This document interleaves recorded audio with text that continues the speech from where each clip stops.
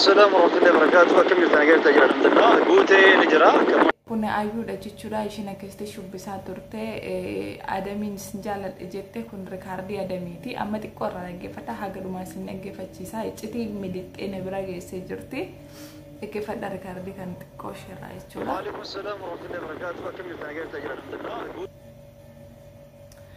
Okay, sagaleen kun anaaf qabame moo ayyuuji waliinaa isaanii eessaa sibira ga'e maaltu sibira fidee jechuun keessan hin oolu rikaardiin kun anatti ergamee fi namatu dhoksaatti isaa waraabee isinuchi gochuu dandeessu jechuudha. Asumaanuu viidiyoo kana aga dhumaa dhaggeeffadha.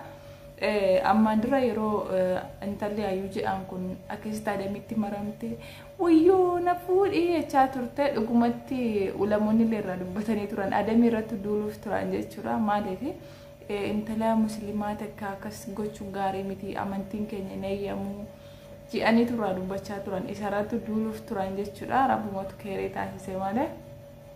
Yaa mucayyoon osoo jaalalti qabeeyyuu ishee jaalalti ishee boochisu miti maaliif kun akkuma asirratti argitan intala qalxafummaa qabdu intala hayyummaa qabdudha jechuudha. Yaa akka nama akkuma nama zabanaati baqa nama dheedhii miti jechuudha. So sanaafu hin miidhamtu osoo jaalalti abbaa fedheeyyuu ishee qabe ani dhiyeenya kana TikTok irratti suuraa ishee arge ijoolleen nama akkasitti qullaa deemu faana dhugumatti sin jaaladhe jettee ogguu shinaa softu wajjina saatura imnaamin jechaa turani qullaa deemuuf dhiisuun egaa nama ni ilaallatu maaliif mirga abbaadha amantiin kamuu ka qullaa deemaa hin jiru waan ta'eef inni sun nun galchu isiniin jechuu barbaada.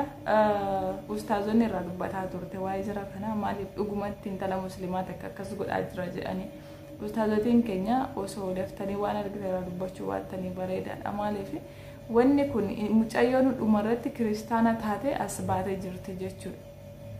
Isa duraan awwagattee minaamin jettee as baatu amma ofisheetu akkuma dur qullaa deemtutti as baatee jirti waan ta'eef sun immoo mirga isheedhaan ni ilaallatu. Yaa maal jedhan jechuu barbaadeetanii rikoordiin kun kana bira ga'e dhiyoo kana wayii jechuudha. Adamii rikaardii walitti qabnee ture jechuudha. Maal irratti yookaan jettan taate mootu inni akkuma beekamu YouTubera gurguraa jechuudha. YouTube monetize godhee ni gurguraa, subscribe jinis ni gurguraa, ka maallaqa irra gaarus ni gurguraa jechuudha. Akkasumatti lakkoofsa isaa namarraa fudheetiin dubbisee ture jechuudha. Inna wallahi billahi hedduu takkina ajaa'iba jechuudha. YouTubein takka nan golfa malee maaliin jedha. YouTubein takka sagalee isaa asirratti akkuma dhaggeeffattanidha. Kuni wanni ni iccitii isaa gadi baase guddaa isinitti fakkaate maaliif ani lakkoofsa isaas akka inni YouTube gurgurus namni an irraa dhagee eenyu yoo kan jettan taate kuulanii irraa ni dhagee jechuudha. Kuulanii ishee YouTube qabdu. Kuulaniitu adamiin YouTube ni gurgura warroonni YouTube barbaadan jettee lakkoofsa isaa maxxansite YouTube takka qarshii meeqaan akka inni gurgurullee sana nama maxxansite dubbatte jechuudha. Isheen YouTube takka birriyan manaa jedha jettee dubbattee turte. Ani mootu nama wayitu YouTube nan barbaadanaan jedhee ture. Nama saayiba kiyyaa takkatti YouTube barbaadanaan jedhee ture. Achumaanin dhaqee YouTubein gurgurtaaf jira oo jedheetiin rikaardii godhee jechuudha adam kanaaf. Nama naan jedhee ni jira jedhe. Taate ka sa'aatii guutees ni jira ka seera isaa guuttatee maallaqa herreegus ni jira naan jedhe.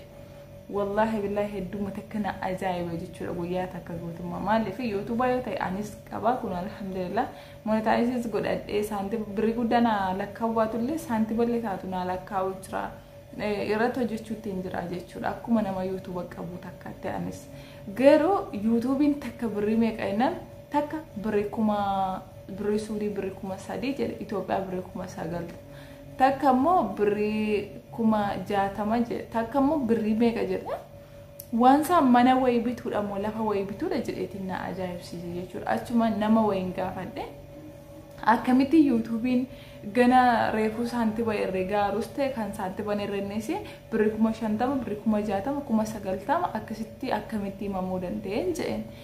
Inna YouTubein abbaa irratti hojjetee fi galii guddaadha akkuma nama kaampaanii hojii takka banatee jiruuti warri hojjechaa jiran irraa fayyadamaa jiru jedhennaan isarratti eda namni kun dhugaa qaba kanaaf YouTube takka bireekuma 90 suudii jedha oso kasanti oso amma jechuudha YouTube gaafa seera guutanis gaafa 90 bitanis yoo waan irratti hojjetan beektan isiniif kenna yoo mo bitanii abaluu foolaalamaara jettaniituma waan namni hojjetu sanan hojjedha yoo jettan waan namni hojjetu sun sinirraa deemuu dhiisuu danda'a sinirraa laaluu dhamuu dhiisuu danda'a waan nuti sin hojjettanu yeroo nuti sin jalaa isiniif hin ilaalamne jira waan ta'eef YouTube takka bireekuma 90 bireekuma 60 bituun baay'ee tokko na dinqisiise jechuudha garuu waan isinii dhaamu takka Wannan isini daamu takka jechuudha keessumaa dhiirota osoo hin taane shamarran keenya osoo YouTube banattanii bareedduudha maaliif namni YouTube hirkaa qabu akka nama kaambaanii hojii tokko qabu akka nama dalagaa cimaa tokko hirkaa qabuutti akkasitti ilaalama jechuudha YouTube tokko ara bireekuma suudii bireekuma 3 bitaa osoo isin jedhanii hin bittu hin biktanii maaliif dhuguma na fayyadattanii yaaddani ammas immoo akka namni hojjetutti hojjedha akka namaaf ilaalametti na ilaalame jettan yoo kana amantan ta'e illa waan irratti hojjechuu qabdan takka sammuu keessan amansiisu viidiyoo guyyaa takka itti dadhabdanii hojjetan sin ilaalamuu danda'a gaafa sin kun 30,040 ilaalama jettan kan inni 2,300 ilaalamu jira gaafa sanas abdii kutuun qabdanii ammas immoo seera isaa guutuu sa'aatii itti guutuu fi monetaayizii gochuu fi ji'a 5 isin gaafata isa yoo nama jabaa taatan ji'a 5 isin gaafata jechuudha isa achitti garuu waan irratti hojjetu tokko beekta taanaan dhugumatti nuti Oromoon jechuudha kana dinqisiifadhee naasaara maaliif waanuma Oromoo taaneef waliin ilaalu wal tuffanna yoo waan biraankii waan kijibaa akkasuma waan qeequmsaa yoo ta'e bichitti namni keessuma biraankii yoo ta'edha wanti namni nama daawwatu jechuudha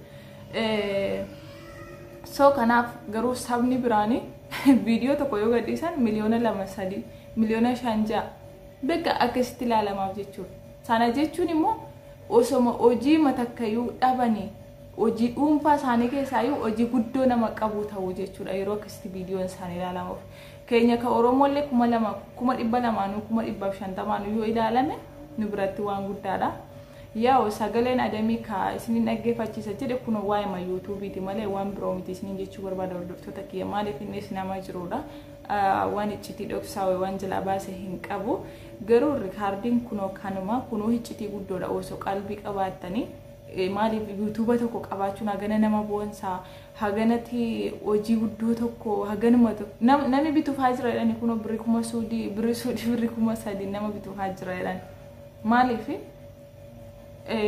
viidiyoo tokkorra yoo carraa ta'e siif ilaalame viidiyoo tokkorra kaniti 200,000 way argatu dandeessu jira jechuudha innaa kanuma isin jechuu barbaada sagalee isin irratti hin dheeressu waa'ee ayyuullee ammeenyi ishee dubbatuuf miti maaliif namni kam waan barbaade gochuuf mirga dimokiraasiidha akkas isin jedha hordoftoota kiyyaa yoo isinitti tole maamila kiyya ta'a please shamarran keenya osoo YouTube banattanii obsa qabaatanii irratti hojjetu taanaan YouTube namni qabu kun akkasitti hojii guddoo tokko jedheetu ittiin boona isiniin jechuu barbaadetanii galatooma wallahi ani jechuudha wanni takka namni maarraan fayyadamne maan godhanne namaaf laphee baadha jechuudha sanumaaf viidiyoo kana isin qode Waalaikum assalam warahmatullahi wabarakatuh akkam jirtan agarta jira guutee ni jira kan montaayis ta'e ni jira kan ajajaan dalagamuullee ni jira subscribe kuma takka hanga kuma lama qabu real suudi kuma 3 yookaan birrii Itoophiyaa kuma 90 kun immoo ka subscribe kuma lama qabuullee ni qaba birrii Itoophiyaa kuma 50 kan birallee ka subscribe kuma 24 qabuus ni qaba birrii Itoophiyaa kuma 200 akkasitti deemaa jechuudha gatiin isaa kuma taasise barnoota illee hojii barsiisachuu akka itti fayyadamu. Assalamu alaikum kamnaguma YouTube ni ka monetize ta'e jira jechuun barbaada ishee nama barbaadu jira mucaa saayiba kiyyaa tokko barbaada jechuun barbaada